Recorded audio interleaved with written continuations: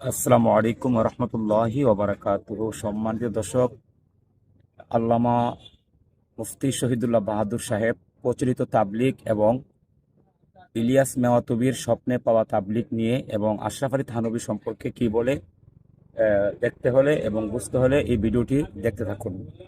আশা করি মূল উত্তরটি এবং আশা করি এই ভিডিওর মাধ্যমে আপনার ভুলটি সংশোধন হবে ইনশাআল্লাহ। আসসালামু আলাইকুম রহমতুল্লাহ। মাওলানা আশরাফ আলী থানভী যখন মারা গেল 53 নম্বর মালফুজাত পৃষ্ঠা নম্বর 33 তো বলতেছে যে মাওলানা আশরাফ আলী থানভী মারা যাওয়ার পরে এই তাবলিগ জামাতের প্রতিষ্ঠাতা বলতেছে, কি বলতেছে জানেন?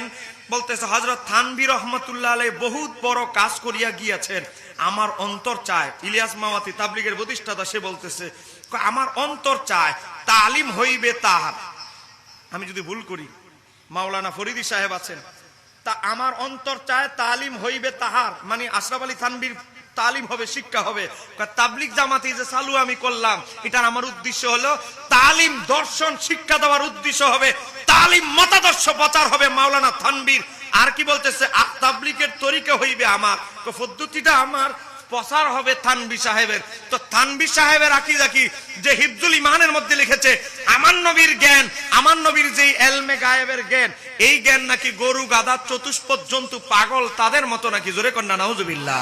ও বাবা, কয় নবী যদি কিছু কিছু গায়েব জানে, কই কিছু কিছু গায়েব তো গরু, ছাগল, চতুষ্পদ জন্তুও জানে। কই কেমনে জানে? কই গরু ছাগল গোয়ালের মধ্যে থেকে জানে, মাঠের মধ্যে ঘাস আছে, ঘাস তো তারা দেখে না। তো যুক্তি দিচ্ছে, দেখেন আমার নবীর এলমে গায়েবের জ্ঞানকে তুলনা দিচ্ছে চতুষ্পদ জন্তু, গরু, ছাগল, জন্তু, জানোয়ার, পাগলের সাথে।